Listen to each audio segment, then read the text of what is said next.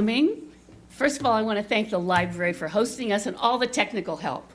And I want to thank the East Hampton Arts Council and the Artists Alliance for sponsoring this. And Karen Fredericks made this image. And I think that made the whole thing. Everyone loves that image, right? Yay.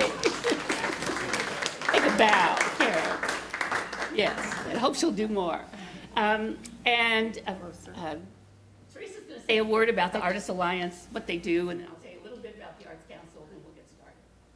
So Carol and I belong to both of these organizations, and we want to welcome her for presenting today. She's really has lots of great information and other presentations that we're hoping she will, that this will just be the beginning.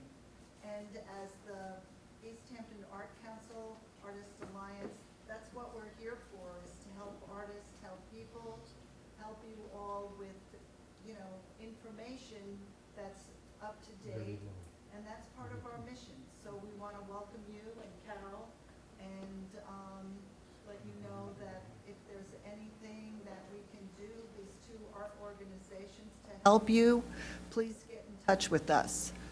And we want to say thank you for coming. Yeah. And just a word, the Arts Council was created by the town to advise it on issues related to the arts. I'm hoping it's going to become a culture department, but it hasn't yet. But we have done programs like this. We did one on artists and galleries, which you can see on LTV. And there's lots of creative networking nights where artists, like 4 artists, will show their work. Philip, right, showed one night amazing work, and some of the rest of you have, and we're going to do it every couple months, so let us know if you'd like to do that. So let's get started. The world is coming to an end, right? Warhols might be all illegal and creativity is dead, right? The Supreme Court made a decision and we're all in trouble. No, wrong, wrong. This is a decision that affects you and your rights, whether you're creators or whether you're appropriators or whether you just take creative work and make your own work. So how many of you, you don't even have to tell me, but how many of you would consider yourself creators? And how many would consider yourself appropriators, or you work from other people's work? You don't have to call yourself, you don't have to admit it. Whatever, okay, so this decision, what you need to know and why you need to know it. Why does this matter? This is a question I'm asked most of the time. Someone comes up to me and says, I have a simple question. I saw this photograph, this beautiful photograph in a book, happens to be April Gornick's, right? But whatever. I saw this beautiful photograph in one of yours, and I'm just going to use it to make a painting. That's okay, right? No, wrong. It's not okay. Not necessarily okay. It's not that simple. So there's good news from the decision, and there's bad news. The good news is it clarifies the rights of creators. It strengthens the rights of creators, and it clarifies the rights of creators. The bad news is it's still case by case. You don't want a legal analysis and 4 factors and sit in your studio and think about what I'm going to say necessarily, but you want a simple rule. But there is no simple rule. Every case has to be decided on 4 factors, and I can't give you a simple rule, but I can give you guidance. And this case gives guidance to people who create on both sides. So if you haven't seen them, this is what the case is about. How many of you have seen these images? Okay, good. So on the left is a photograph by Lynn Goldsmith of the musician Prince, and on the right is Andy Warhol. So he did a silkscreen print of her photograph. That's what the entire case is about. Whether or not this Warhol is fair use. She has a copyright, but is it okay, despite her copyright, for him to have used her work? So how many of you think, let's just go back. How many of you think it's okay, Warhol can use it? He did his thing, right? He can use it. Well, he has permission in one instance. That's a great question. How many of you think it's not okay for him to have used it? So it depends. It depends. So this is how this is, the takeaway from the case is basically you have to look at how the work is used. There is no simple answer. A famous artist can use a not so famous artist's work, etc.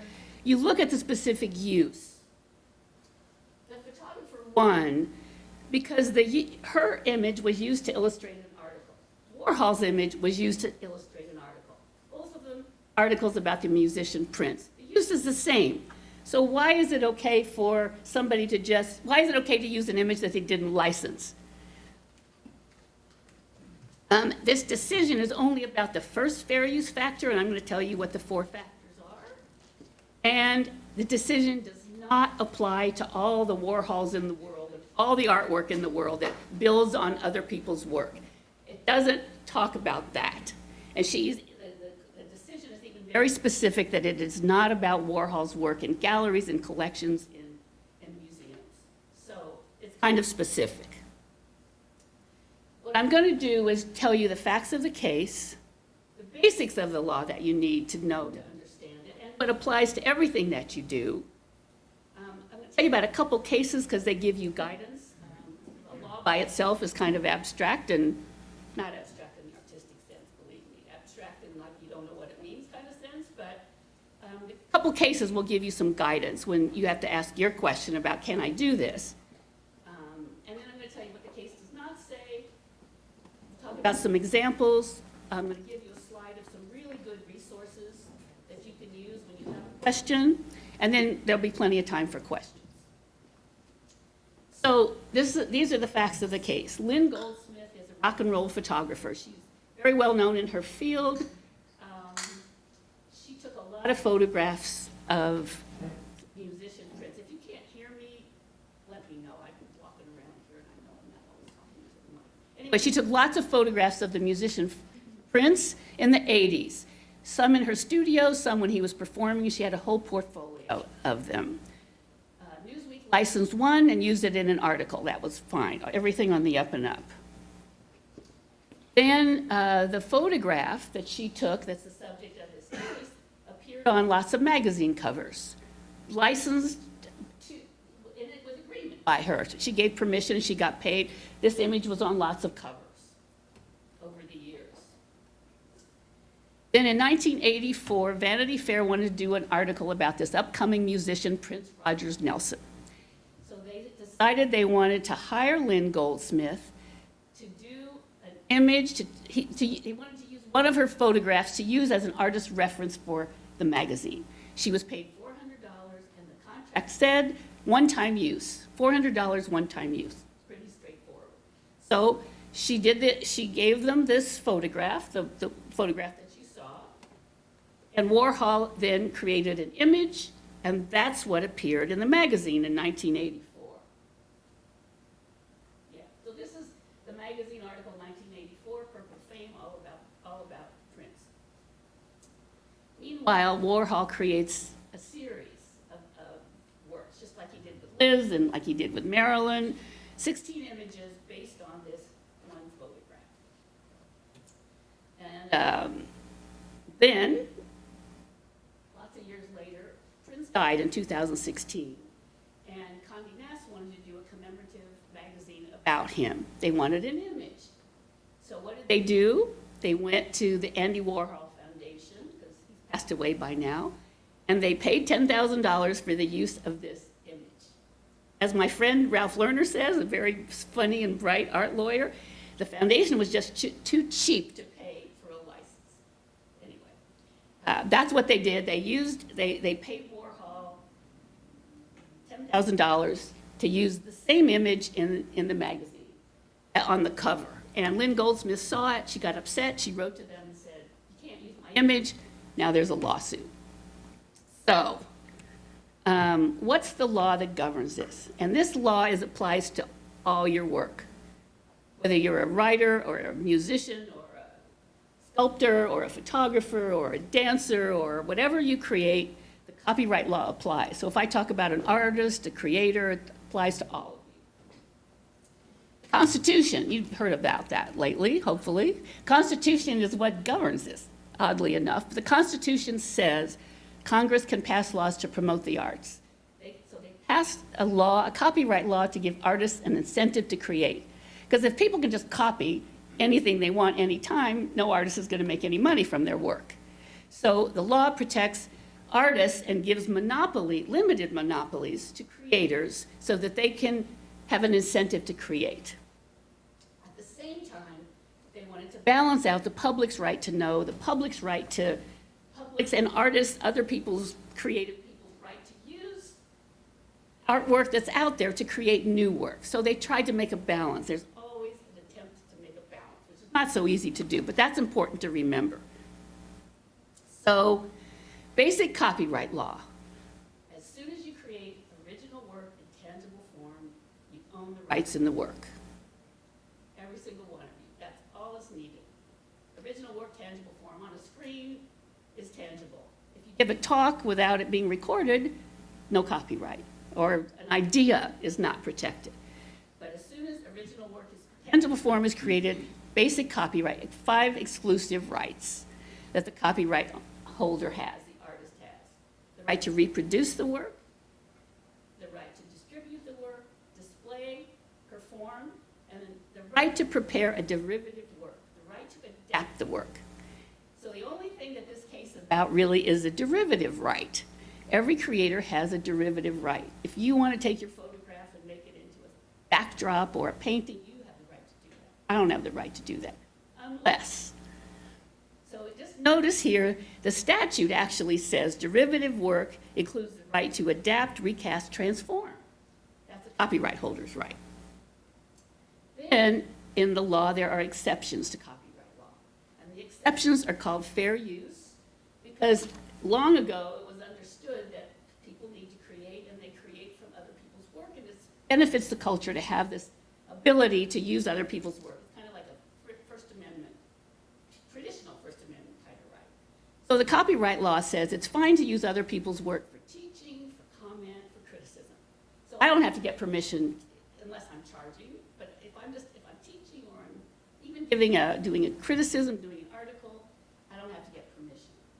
But otherwise, if you want to use something, you have to consider 4 factors. And it's case by case, so there's no simple rule. But these are the 4 factors. And, it's the purpose and character of the use, including whether it's nonprofit or commercial, is the first factor, really what this case is about. The second one, the nature of the copyrighted work. How creative was it? The more creative, the less okay it is to use it. The third one, how much was taken? Did you take more than you needed? Did you take the heart of the work? The heart of the work could be that big, but you know what the heart of the work is. And what's the effect of your taking on the original artist economically? So now this case, though, is just about the first factor. And what happened to this first factor is it used to be if it was a commercial use, it's not fair use. So if your photograph sells in the gallery for $10,000, which is really nice, or $100,000, that's commercial, that's not okay if you use someone else's. But things changed. So what this case is all about is, I'm going to come back to this one, but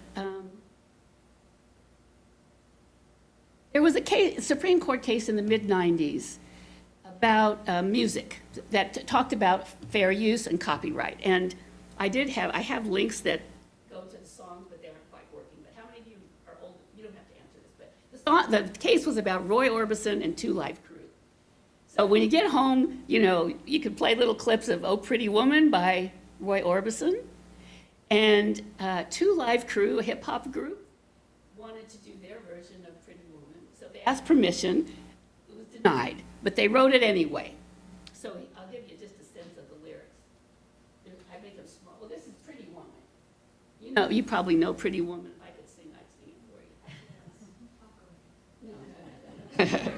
And then Two Live Crew did, I think it was in an album called As Nasty as They Want to Be, and you can see the lyrics here. At first they look like the first song, but then it gets to be a little bit different. So they wrote this song and they did their hip hop version, and there was a lawsuit.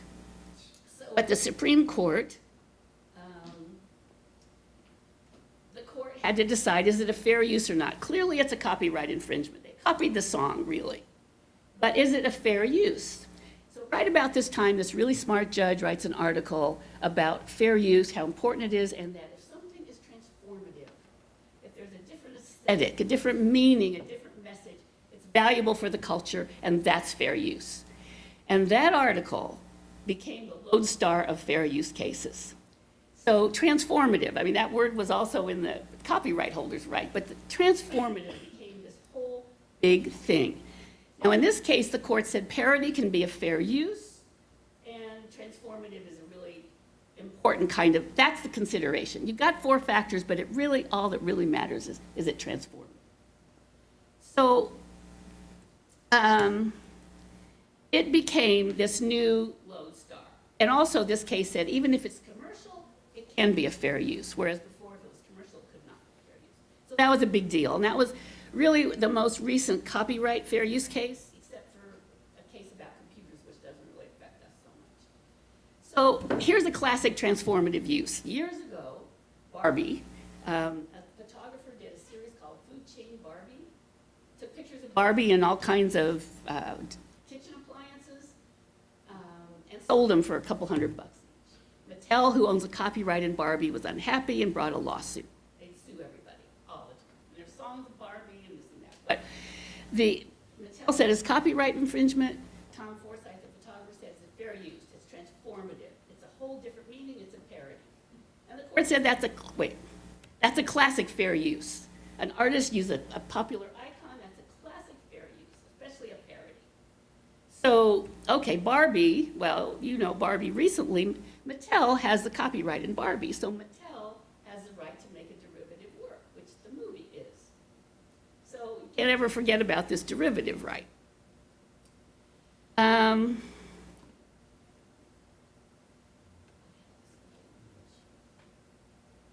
Okay. I think transformativeness got way overused. Everybody would argue it's transformative. And if you start to think ahead a little bit, which is what I think the Supreme Court was doing, why would that matter going forward a little bit? Because going forward, we have AI cases where a lot of artists are suing AI for using their work, for using their copyrighted work. Artists, I mean, writers, painters, you name it, actors are suing AI because their work is used to train these machines. And the best argument that these machines have is it's a transformative use. AI is a whole different thing. So I think that's why this case was decided the way it was. But still, transformative was overused in my opinion, even before this case came along. There was an iconic photograph of Demi Moore when she was married to Bruce Willis a long time ago that Annie Leibovitz took. And then there's an updated version in Vanity Fair when Serena was pregnant the first time. Of course, Annie Leibovitz did it, and they had permission. But when there was a film, Naked Gun 33 and a Half, Paramount took Annie Leibovitz's photograph and put Leslie Nielsen's face on it. This is a commercial for a film, and argued, when they were sued for copyright infringement, they argued this is a transformative use, it's a parody, it's new and different, it's different aesthetic. I don't buy it, but the court bought it. And I think all the lawyers told them what to say. I don't buy it, but it got overused a lot. So there was this lawsuit that maybe you heard about, a big fair use case, 10 years ago or so. Patrick Carreyrou, how many of you remember this? Patrick Carreyrou is a photographer. He spent a lot of time with Rastafarians, got to know them, gained their trust. He took a lot of photographs. You can see, look online, there are tons of beautiful photographs. Richard Prince, appropriation artist, saw them, liked them, and he did a whole series called Canal Zone, and the series sold at the Gagosian Gallery for lots and lots of money. So Carreyrou sued for copyright infringement. There's a typical one that Prince did is on the right, where he made a collage of Carreyrou's images with naked people and this and that. There's also this one on the left here.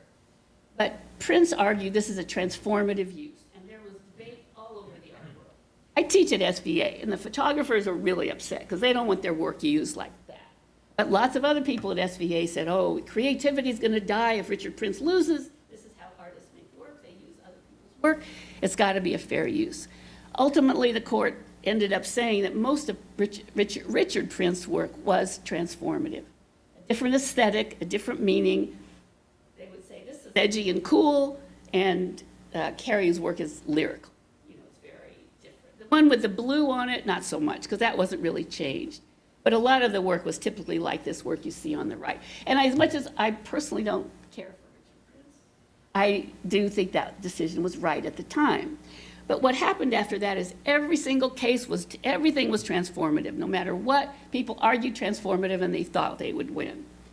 And so it was just overdone. I'm going to show you, I'm going to go to the end here and show you one that is just a little. Richard Prince has very good taste in photographs. So later on, he took this photograph, Donald Graham took the photograph, Jafarian smoking a joint. And Prince did an Instagram post and took a picture and somehow made a copy of it and sold it at Gagosian for a whole lot of money. And Graham sued Prince, and Prince said, it's transformative, it's Instagram. Well, does that look like transformative? No, it just doesn't. So the court said, sorry, that is not transformative. I mean, that is just a copy. And if you go back to the use, this is fine art and this is fine art. So that's kind of an overuse of it. So when this case was decided, this Warhol case, the Supreme Court said, we look at the particular use. We're not talking about all of Warhol's work, but the use was the same. The purpose and character of this use was to illustrate a magazine article.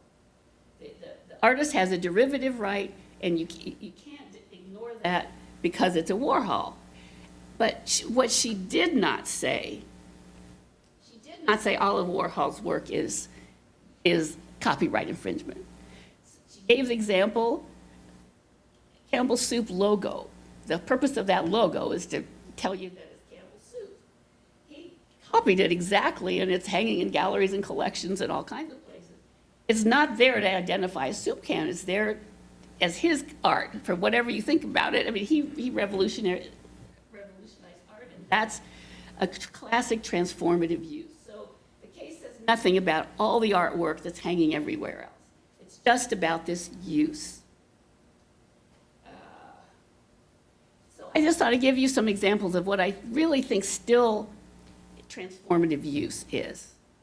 Can you just say your question? I know that there should be a lot of them, actually, because I can't give you a simple rule, but Hamilton, that is a transformative piece of artwork. There was a book about Alexander Hamilton written by Ron Chernow. Miranda actually licensed the book, which he did not have to do. And he created something completely, absolutely different.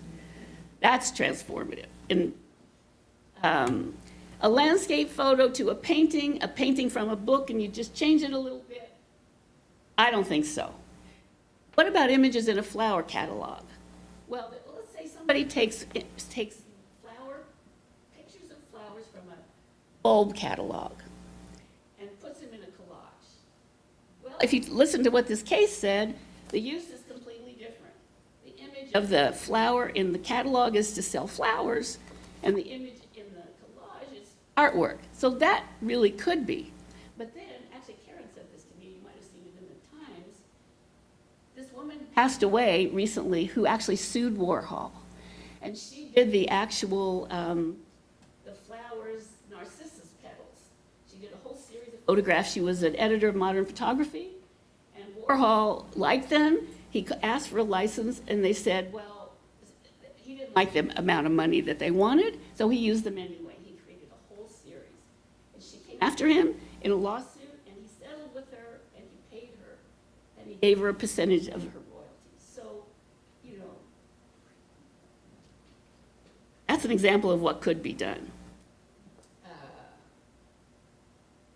Let's see. So I guess if I give you a takeaway, don't be too quick to say it's fair use. If you are someone who appropriates, don't be too quick to say, well, if I change it a little bit, or if I credit the artist, it's okay. Really think about, is it transformative? Is there a reason for it? It really matters of degree. You know, from Hamilton back to a copy of a photograph, it's a matter of degree. One judge actually said, you know, no artist wants to go through 4 factors in the studio. If you're too lazy to do your own work, it's probably not a fair use. Not a very nice thing to say, but in other words, if there's no process, if there's no reason for it, and then my good friend Ralph Lerner said, if you're too cheap to get a license, it's probably not fair use. So, you know, I wish I could give you a simple rule, but the cases can guide you. Like the Carayu case, still, I think, the one with the, you know, the Richard Prince, the collages, though they are different. But some of the others where you just change it a little bit, you don't have an absolute right to use someone else's work. And now you look at the use. And I think what the court wanted to do is rein in, transformativeness was used everywhere. They wanted to rein it in. And also, one of these decisions, in the Carayu case, the court said, well, Rich, it's okay. There's a 4th factor, the economic effect on the other artist. The court said, well, Richard Prince sells to Beyonce and Jay-Z, and Carayu sells to people like you and me, so there's no economic harm. Now that I just have a lot of problems with, because that means any rich artist can steal from, any famous artist can steal from a not so famous artist. And the earlier decision about this Warhol case, they said, oh, it's a Warhol, it's iconic. Well, can that mean Warhol can steal from anybody? So I think the Supreme Court is trying to rein it in and not make it just so broad.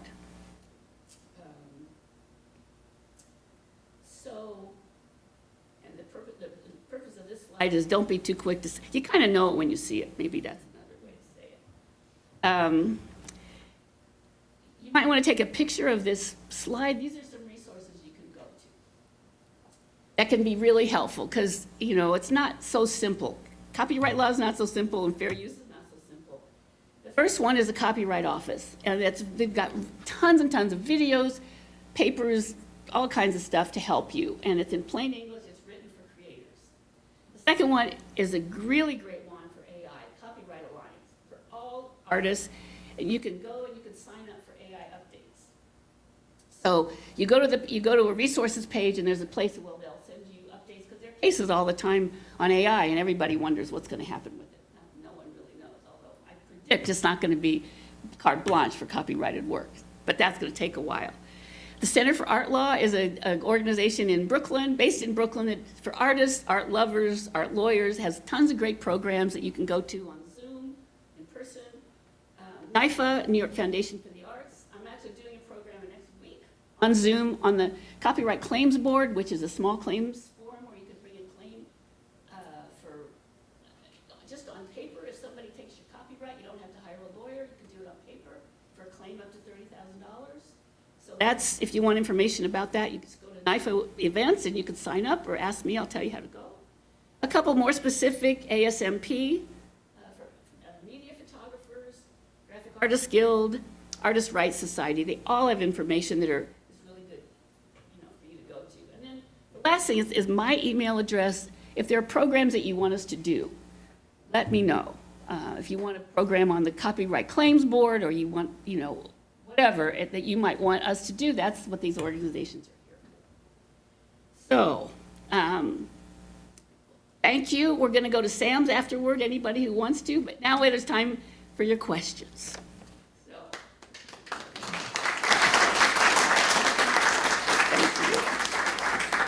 thank you. How do we, we'll need to add, okay.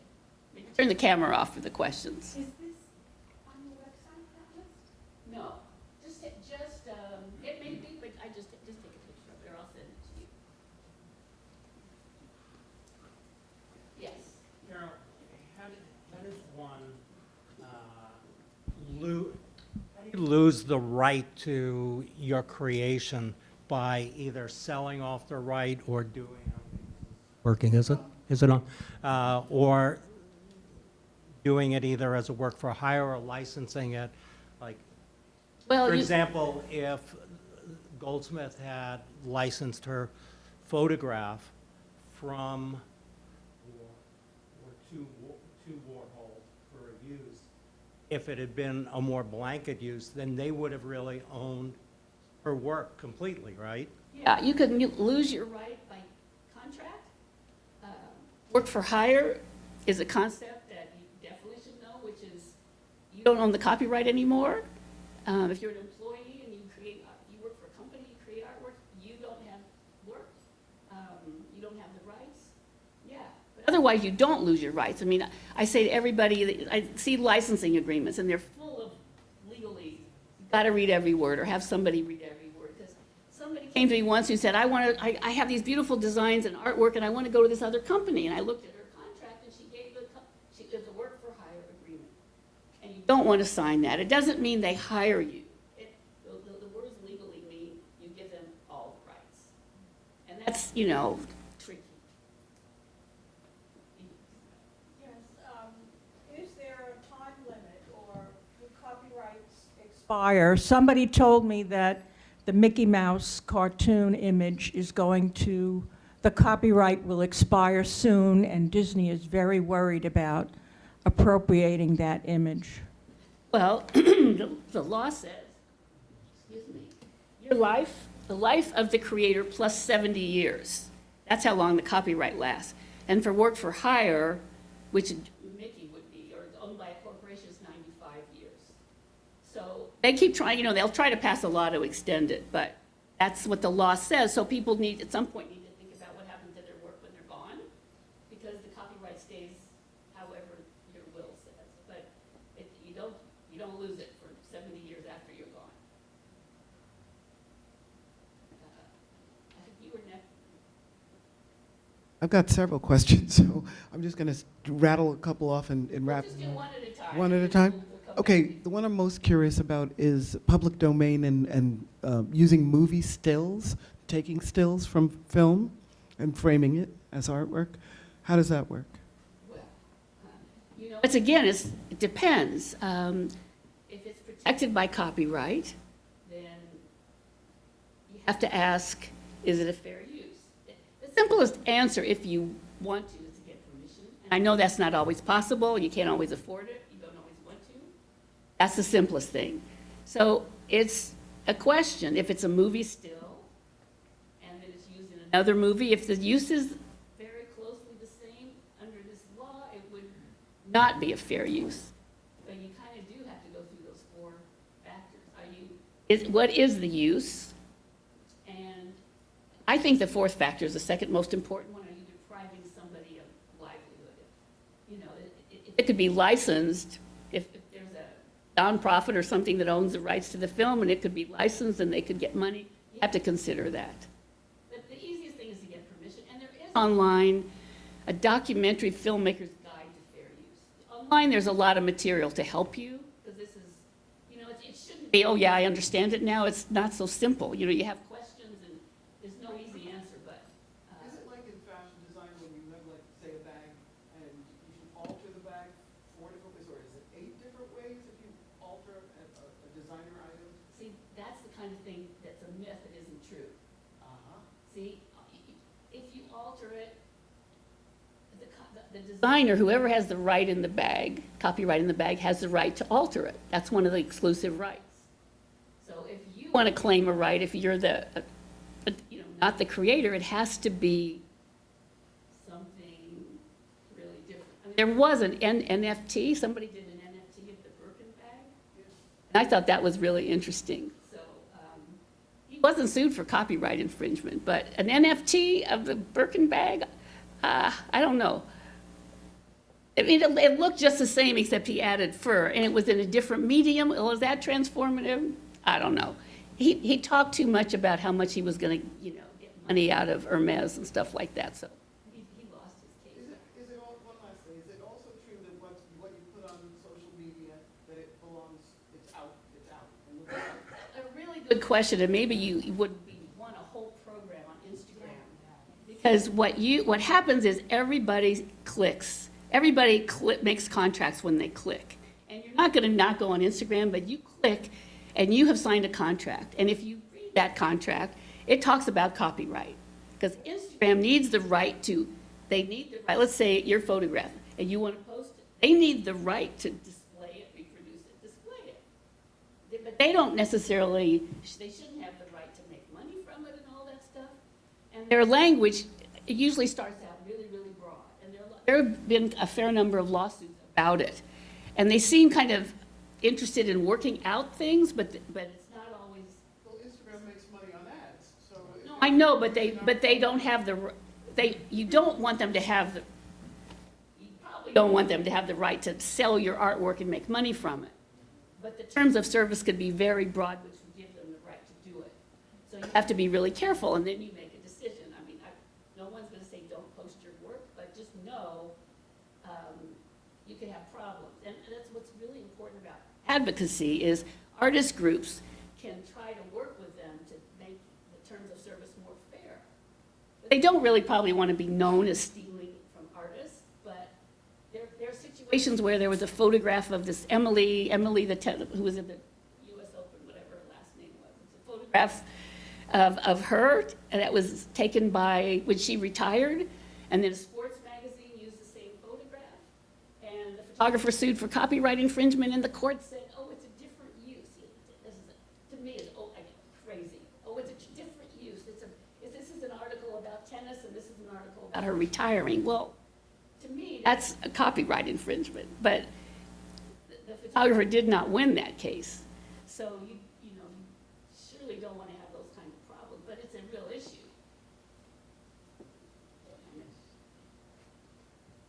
If an original photograph of mine gets used on the internet and possibly for somebody else's website or something like that without a credit or a copyright notice, have I lost the rights to that? No way.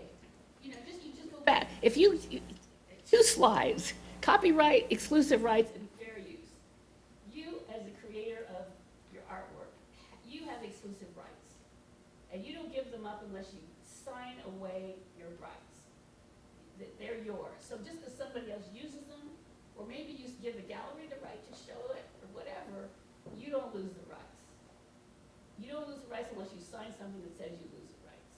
Now, they don't have the right to, they may not have the right to display that work. And, people post things all the time. Somebody called me literally he shows with Kathy Markel, and he did a search of his work online, and he just found tons and tons and tons of images. Did he want to go after them or not? A lot of people copy his work. But this copyright claims board is something to learn about, because you can fill out a piece of paper and send it in and say, this person violated my copyright. And the other person sends in a piece of paper and they look at it. And if they need more, they'll do it. They'll do something on Zoom. Are there any mechanisms for tracking down your work to get things taken down where the use is not permitted? That's a technical question for like a photographers groups, ASMP, or I think there are things in the works, but I don't know. The musicians are really good at it, and they have people that comb all over the place to find it. But it would be really great if there were. It would stop a lot of. Maybe AI could be used for that. There could be good uses for it. Google has image searches. Yes, And isn't there something you can? image search. Image search. Is there something you can? Somebody from the Graphic Artists Guild told me this. There's something that you can use with Google when you post something that lets people know at least it's copyrighted. And you should, if you can, anytime you can, put a C in a circle and your name and the year. And another whole topic is register your copyright, because if you don't registering your copyright gives you the right to bring a lawsuit and gives you the right to get a lot of damages. So even if you sue somebody, and it's really expensive, or maybe you do it on your own, it's still really tough to do. Let's say you win, and let's say you're just starting out, or you don't have a lot of sales. What are your damages? It's hard to prove. So if you register your copyright, a court can award you up to $150,000 per infringement, and it has. And you can get your attorney's fees paid. You can't go to court without a registration, and you can't go to the small claims without a registration. It's something to look up, but you can see it online, and we could do a whole thing on it if you want. It's tedious. I've done programs on it. I probably have a video about it, but there are tons. It doesn't cost much. It's a kind of, I call it artist liability insurance, because it really Like Pam, you do beautiful work, right? If somebody puts it on a menu of some fancy restaurant and you don't want to bother with lawyers and stuff like that, and let's say you just, want to do it on your own. It gives you tools. So what's the difference, sorry, if you don't actually register, because you just like automatically have a copyright just for making it? You do. You automatically have a copyright for making it, but enforcing it, you almost cannot enforce it without registering it. You can't go to court without a registration. I think it's a stupid rule. It's a terrible rule. Retroactively, if you Yeah, I mean, I still would, like, if you have a show or there, I know artists have tons of copies of things, so it's really hard to register everything, but say you have a show coming up and you have some major pieces, I would register them. But you can, it enables you to get money if you win and to get attorney's fees, and then to do this small claims thing. It's stupid. Look, some legal rules are really ridiculous. Yeah. Carol, is there a situation where, like this, where you have your work and it's picked up and it's put on, I have a lot of TV shows that we own copyrights on that have been copied off DVDs and other things and are put up on YouTube and other things. And YouTube will take them down if you track them down. It's a huge amount of work and there's no financial end in doing it. Well, there's a whole other process, But which, let me just okay, sorry. if you allow that to keep happening, does it dilute your copyright at all? No. It would with a trademark, no. It's just, it could be the subject of a whole other talk. It's tedious, but there is a mechanism which you can find out about where you can, if you see your work on a YouTube or something, you can tell them to take it down. And they have, by law, they have to tell the person to take it down, the person can respond, and then you only have like 2 weeks to sue if they don't take it down. But you can also go to the small claims forum, but there's a mechanism. Nicole, you had a question, and then you got a, sorry. Then I had a question with two prongs, but the first one has been already answered, which was pertaining to the registration, whether the copyright laws would apply to anything that one creates without necessarily having it registered. But I think you've went through that. And the other aspect of the question is pertaining to works created at the international level. Right, so what balancing standards or tests that someone would have to comply with in order to protect? That's a really, each country has different laws, and a lot of organizations now, like I belong to the Copyright Society, which gives a lot of information. They're now starting to have programs internationally, but each country has different laws. The European countries have stronger laws that protect artists, and there are treaties, but it's kind of a country by country. So I guess the question specifically is, let's say for instance there is an artist here in the US who picks up someone's artwork from a different country. Obviously there's got to be a legal regime that would apply to both of those people because they are not within the same jurisdictions. Yeah, Right, so it gets technical. Let's say if it was taken while in the United States, you have to show that there's some connection between the United States to sue here. But if something's online, there's probably a connection. That's a kind of tedious aspect of legal stuff, but most likely, yes. and this case would not apply there. There would be a different legal regime that would apply, right? It would apply, most likely. I mean, if the case is brought here, this applies. Okay, if it is brought here. Yeah, Right. Okay, thanks. Nicole. I was curious, I had sold an artwork a long time ago to collectors, and the artist called me and said he wanted to have permission to reproduce that work in a catalog. I contacted the collectors, I have no answer. So who has a copy? So Does he have the copyright to do that? Yes, of course, the He artist doesn't has, have to, he doesn't have to have permission? no, from the artist has the copy. I just go Because back I to, asked them You how don't they have want to to be ask. credited. If they want to be credited, they might get upset and say, but why is my name not there? I own this.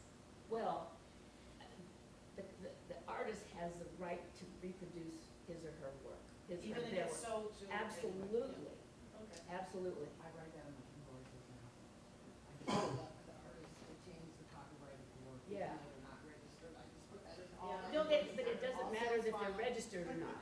They own the copyright in the work, and people may think, a lot of people don't know about copyright law, but somebody asked me, she said, I put my work in a gallery and they're making prints, does that mean that I lost it? You don't lose the rights unless you give them up, period.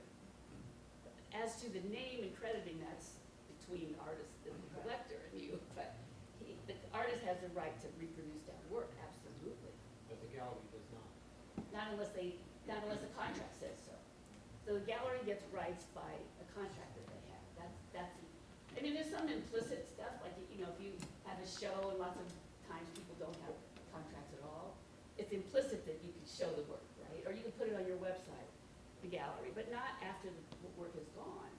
So the gallery may want to make copies, but the artist wouldn't sign that unless the gallery will do that. Yeah. But the artist doesn't. But she has a question.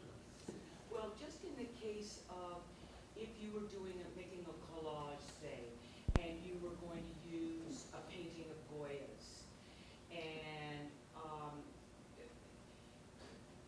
or just in general, if, does a museum, if they own an artist who has been dead for a while, whatever, do they own do you have to go to that museum to get permission to use that image? No, I mean, copyright, before they say, I think it's 1923, nothing created before 1923. It may be later It's all now. fair, it's all public domain. Okay. So they can't tell you anything. And if, let's say somebody, I was talking to you or Steve or somebody takes the Mona Lisa and they draw a mustache on it, they draw legs on it. Nobody owns the Mona Lisa. The only rights that the new artist would have is in the mustache and the legs. You can't get rights in it, something by Right. doing that. But if you took, let's say, a Goya, okay, so you're good with Goya, but let's say you used a photograph that was made after 1923, and you made a collage with those two images together. So now you've changed the context in a certain way, or whatever the word is you used up there, because they're speaking to each other in a certain way. Well, I guess, I mean, if let's say the person that took, if they're still alive, or the estate saw your use of, let's say, you know, whatever that photograph is, they could come to you, They could. and then you would have a case of, had you made something that was, And then you Had have to changed really go through, you have to kind of go through this analysis, you know, like we did today. You have to Yeah. say, it's not just okay because you did it, it's not just Right. okay because you added a public domain. Is it something, you know, I mean, let's say the work right, that you, but that's questionable now too. what's that? Well, Transformative has been It's overused. still a standard, it's just a matter of degree, it's been overused. So it's gotta be something, you know, I think that's not a bad test, a really different aesthetic, a different meaning, something beyond the creator's right. You know, the creator has a right to do that, to do something different with it. So it has to be, it's a matter of degree after this case. And it's almost, I mean, it's up to the judge in the end. I mean, well, it's interesting that in some cases, and I agree with you, you said, well, I disagree maybe with the whatever Of course. came down. Of course. And sometimes it was obvious and the judge would feel the way you Well, felt. think about So- decisions rendered by the Supreme Court that you might disagree with. Oh, God. I mean, there might be some, you know, I even would make a joke, this is not it wasn't, I don't know, it's not gonna be funny to some people, but the Supreme Court made George Bush president when he maybe didn't get the votes. It's not necessarily funny anymore. But anyway, courts are not always right at all. But unfortunately, We have to we have abide by it. them. But I think this is not a bad decision, and there are people screaming and yelling, this is horrible. But I do think, again, you know, there are all these cases, you read about them every day, where people are bringing cases against AI for taking work to train AI. And the only way they can train, as I understand it, is by what's out there. So they have really well-written stuff and really well-made stuff, and, you know, that's copyright infringement. But they're gonna argue fair use, and they're gonna say, oh, it's transformative. So I think that's why this decision is limiting transformative use. But you just keep in mind, it doesn't apply to every piece of artwork. It applies to the uses. Right. Well, why are they not arguing teaching, What? that they're teaching the AI? Yeah, they What will, is it? they will. Why- No, they will. I have no idea. That, when, experts, everyone's talking about it now, and no one is an expert because we don't have decisions, but the output is probably gonna be copyright infringement. If somebody says, I wanna do artwork in the style of Pan Abrahams, and then it looks like your work, that's copyright infringement. But for teaching, exactly, they're gonna argue it's for teaching. And it's transformative use, and it benefits the culture, and we don't know. Yes, Lenore. I have a question about written work.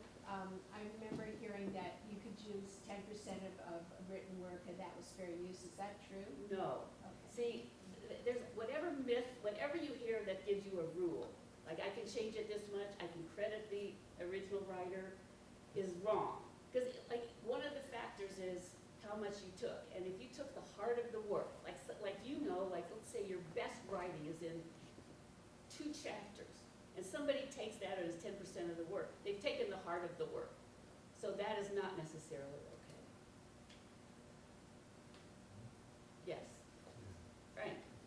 About 5 years ago, I shot a East Hampton High School football game, Right. and the game was great. So I cut it down to a 3-minute video, and I emulated the Rocky movie. I had an opening thing, Bonnet. I did a whole thing like the Rocky movie, and I used the opening song. And I said, wow, watch what happens. For 5 years, the video has been up on YouTube, right? And they even credited the songwriter. Who's Um, they? YouTube, I put on YouTube. And I thought like a week later, the thing's gonna be taken down.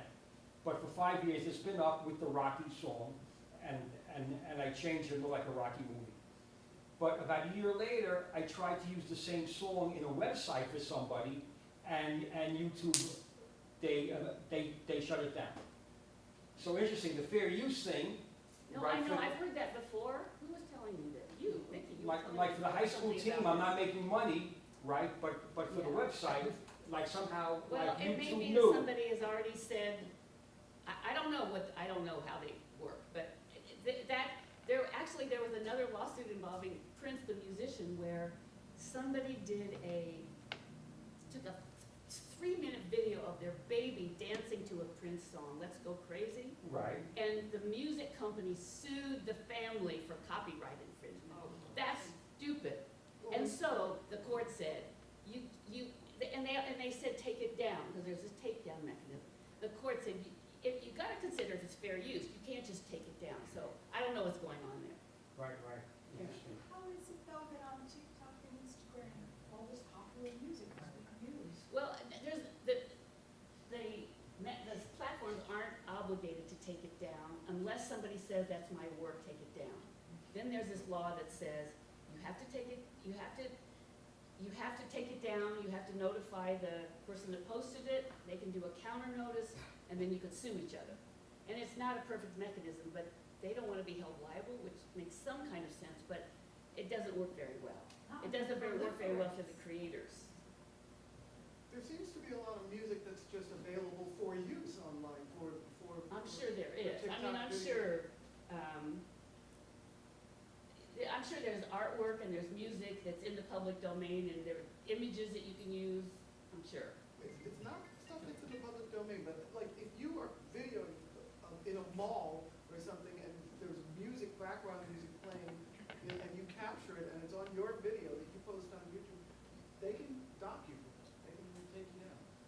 Yeah, I mean, somebody could say, this is my song, take it down, but they're obligated to make sure it's not a fair use. So maybe you're doing a documentary or something that's teaching, or maybe maybe you're a critic. You know, if you have a fair use, that you're not supposed to, you're supposed to look at that first before you say take it down. But it's very imperfect. But does it help musicians, I don't use TikTok, but doesn't it help musicians if their work is being exposed on Well, TikTok? I don't like that. If they want it up, they can have it up. If you want to give your work away, you can.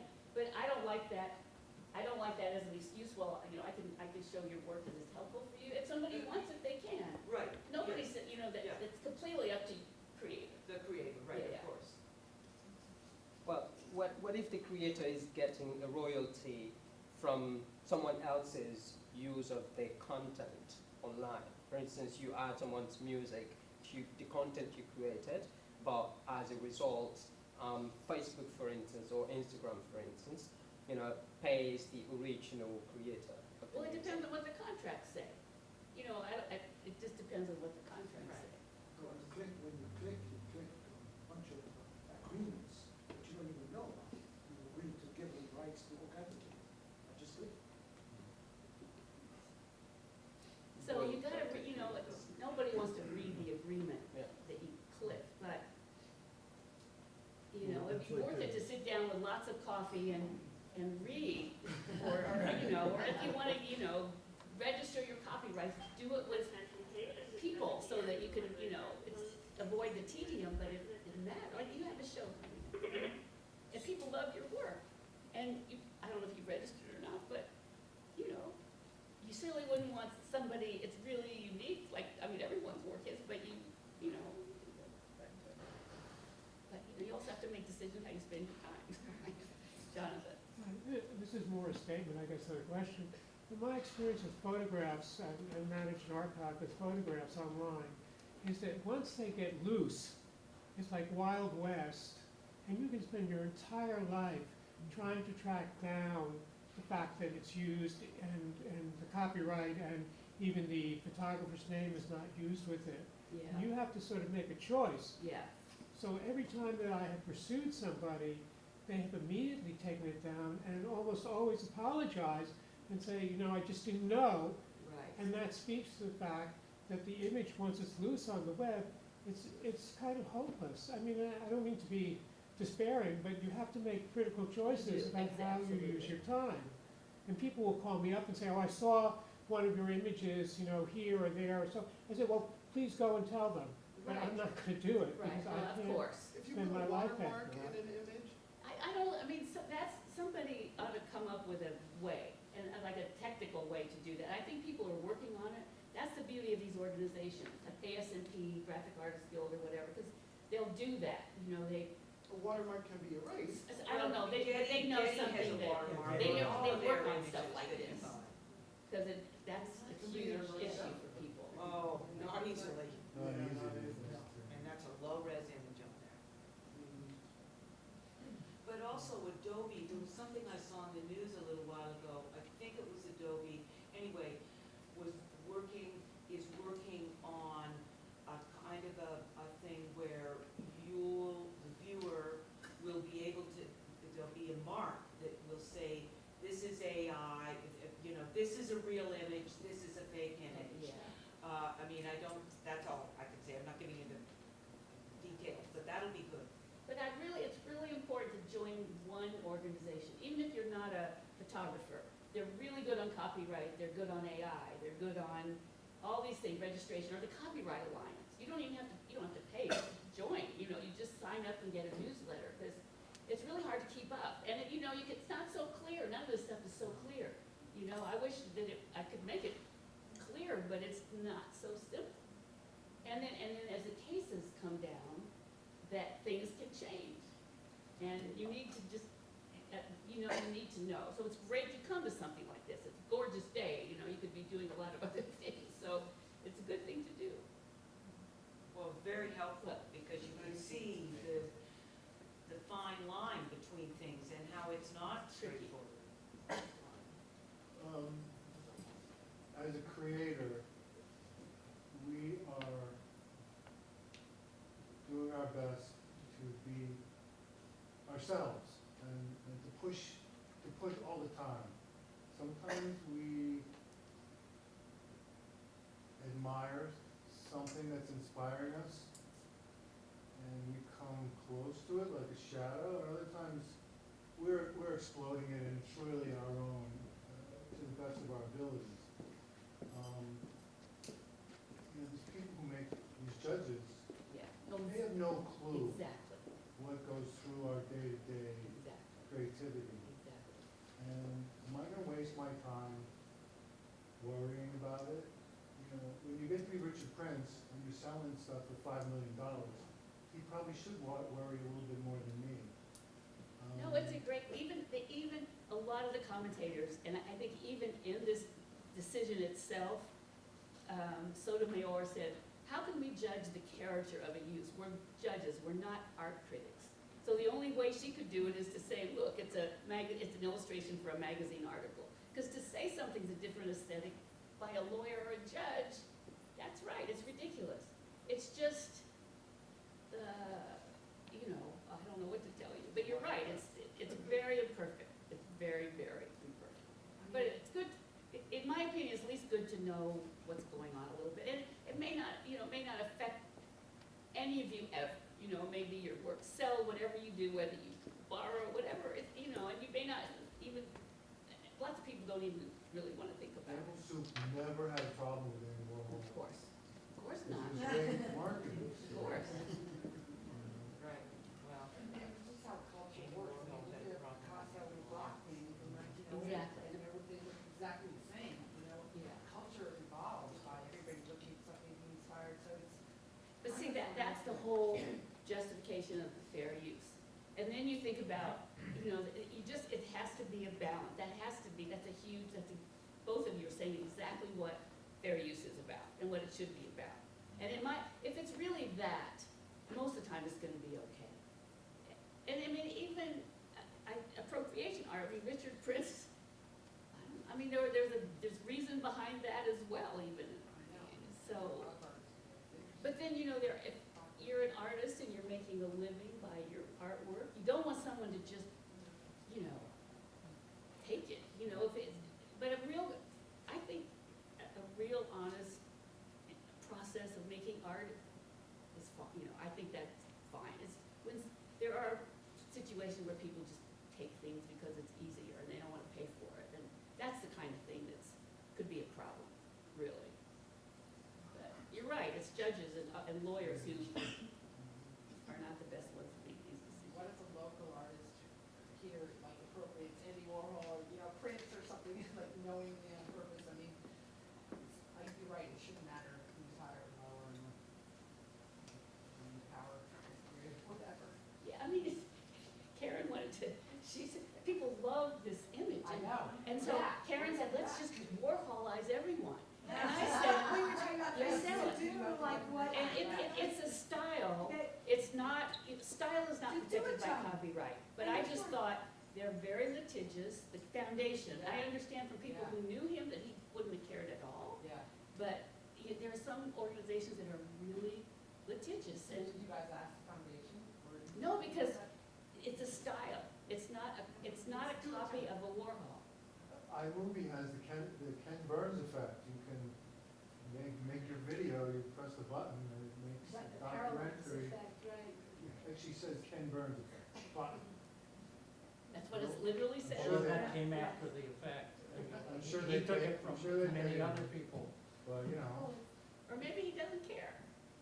Well, it wasn't his. Yeah.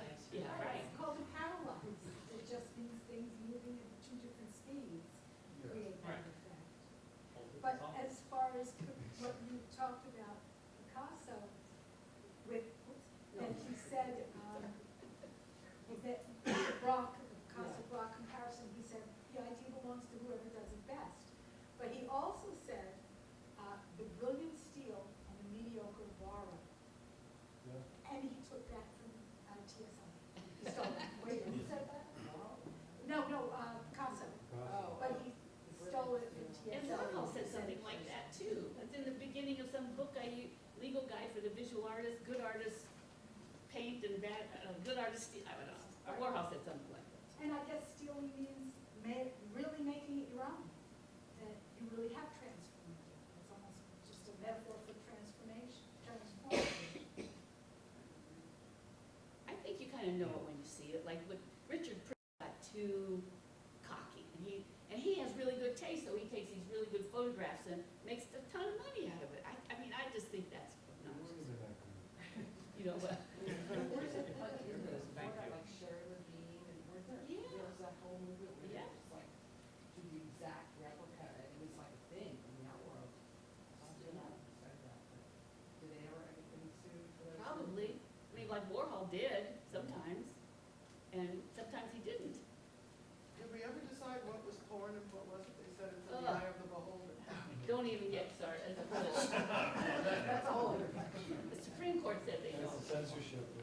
You know it when you see it. Well, Porn, I mean, a European would see it totally different than an American. yes. I think sometimes people don't even realize they're taking somebody else's product. I mean, such as George Harrison, he was a Beatle. Yeah. The song "My Sweet Lord," right, was challenged by One Fine Day in the courts, I know. and he has to pay all the royalties for "My Sweet Lord" back to those people, which they felt it was a stolen work. "My Sweet Lord," a big song, right? Yeah. And the people, they fought, they took it to court, and I think they won all the royalties every time the song's played. Depends of, I mean, You it's, see, you don't even know you're taking it something, you know? but if you, I mean, you have a sincere, you make art sincerely, keep doing it, that's what I think. Really. So anyway, please, if you have programs you want us to do of any sort, email me or let us know.